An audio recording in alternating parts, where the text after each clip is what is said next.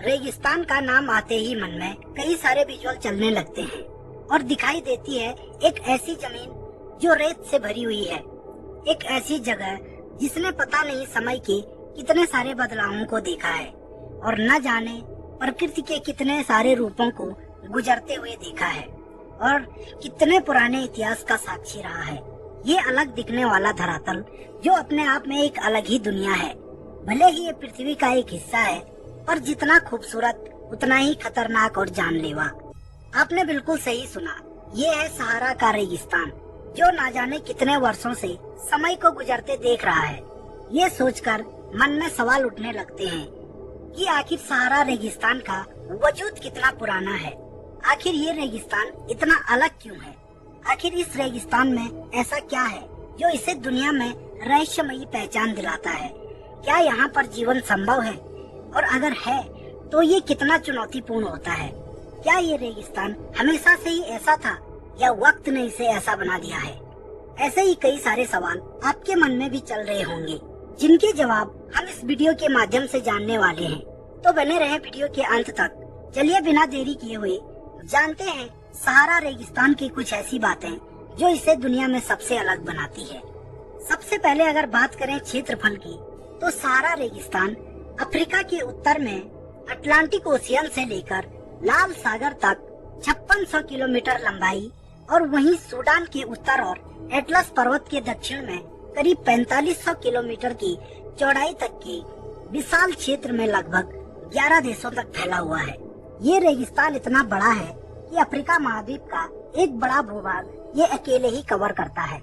सहारा रेगिस्तान की जमीन रेत की बड़ी बड़ी परतों से ढकी हुई है और साथ ही यहाँ पर पठार और चट्टानें भी मौजूद हैं, जो कई जगहों पर 2500 मीटर से भी अधिक ऊंची हैं।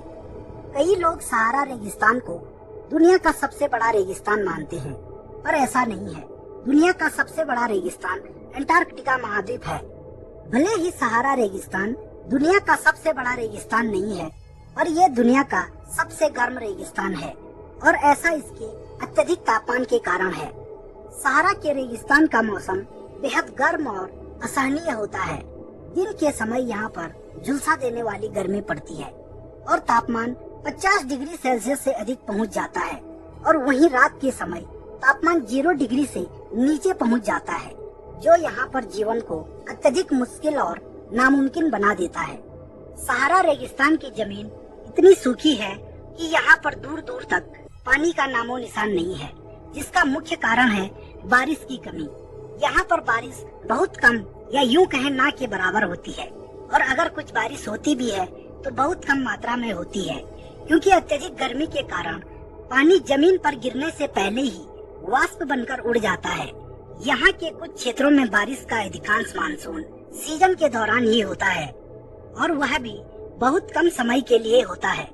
जैव भौगोलिक विशेषताओं के आधार पर सहारा रेगिस्तान में बारिश की मात्रा के 3 क्षेत्र हैं, जो हैं उत्तरी क्षेत्र, मध्यवर्ती क्षेत्र और दक्षिणी क्षेत्र।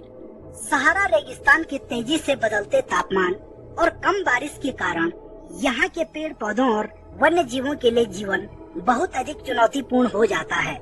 पर इतनी सारी चुनौतियों के बावजूद भी यहाँ के बहुत सारे भूभाग पर जीवन पनपता है। सहारा रेगिस्तान में अलग अलग प्रकार की कई सारी वनस्पतियाँ पाई जाती हैं।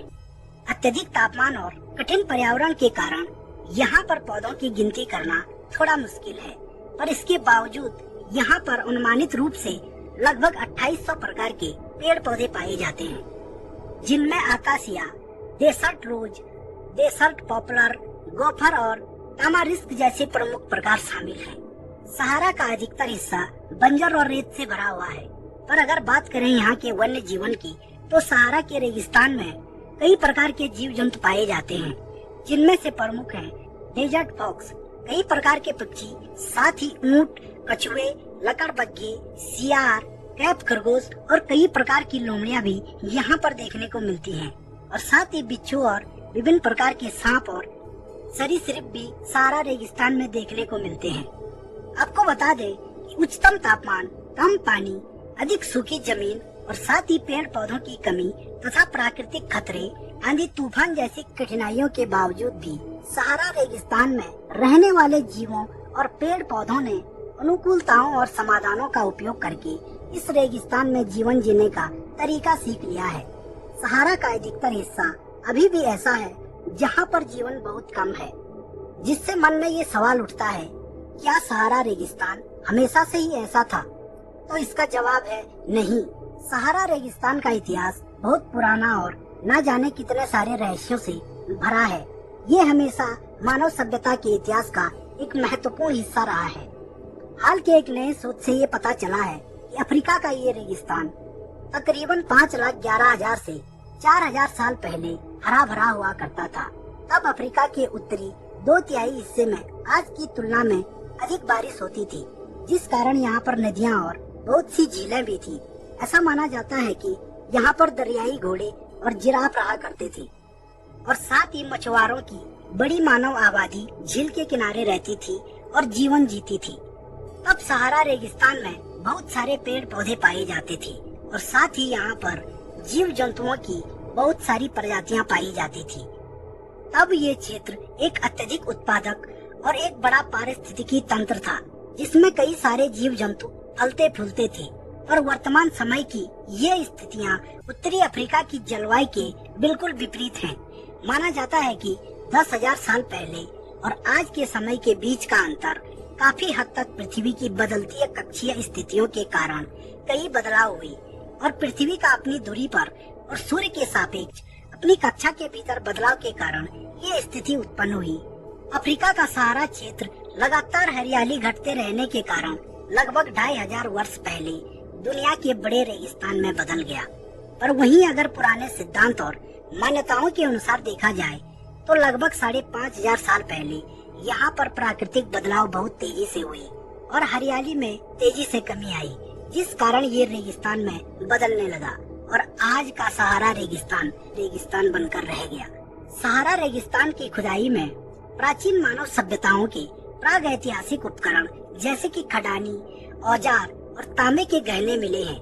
इन उपकरणों में से हमें ये जानकारी मिलती है कि सहारा का रेगिस्तान पाश्चात्य एशिया और अफ्रीका के बीच एक महत्वपूर्ण मार्ग के रूप में काम करता था, जिसमें व्यापारिक, सामाजिक और जीवन की कई प्रकार की विविधताएं शामिल थी। साथ ही सहारा रेगिस्तान के कुछ इलाकों में बसे हुए लोगों का जीवन एकांतवासी होता था। वे वाणिज्यिक गतिविधियों के साथ साथ वन्य पशुओं और कृषि पर आधारित थे। इसके अतिरिक्त सहारा के रेगिस्तान में मिली चित्रकला और ग्रंथों तथा अन्य सांस्कृतिक अवशेष ये दर्शाते हैं कि यहाँ कला और संस्कृति का विकास हुआ था। इसके अतिरिक्त सहारा क्षेत्र में पुरातात्विक लिपियां मिली हैं, जो प्राचीन भाषाओं को समझने में मदद करती हैं। इनमें से कुछ लिपियां आज भी अनसुलझी हैं। देखा जाए तो सहारा के रेगिस्तान का इतिहास मानव सभ्यता के विकास में महत्वपूर्ण भूमिका निभाता है और ये आधुनिक समाज को एक संदेश देता है कि पेड़ पौधों को नुकसान पहुंचाना और काटना बंद करना चाहिए, क्योंकि अगर लगातार पेड़ पौधों को काटा जाता है तो इससे वायुमंडल में कई प्रकार के बदलाव होते हैं, जिससे पारिस्थितिकी तंत्र असंतुलित हो जाता है और वर्षा भी कम होती है, जो मानव जीवन के लिए एक खतरा बनता जा रहा है। आपको बता दें कि दुनिया की लगभग 35% से अधिक आबादी सूखी भूमि में निवास करती है और यदि मानव सभ्यता को बनाए रखना है तो इस पर सभी को ध्यान देने की जरूरत है। ये वीडियो यही समाप्त होता है। उम्मीद है इस वीडियो के माध्यम से आपको सहारा रेगिस्तान के बारे में कुछ जानने को मिला हो। आपको ये वीडियो कैसा लगा? अपने सुझाव हमें कमेंट बॉक्स में जरूर लिखें। अगर आपको ये वीडियो अच्छा लगा हो तो औरों के साथ भी शेयर करें। मिलेंगे फिर एक ऐसी ही इंफॉर्मेटिव वीडियो के साथ। तब तक के लिए नमस्कार।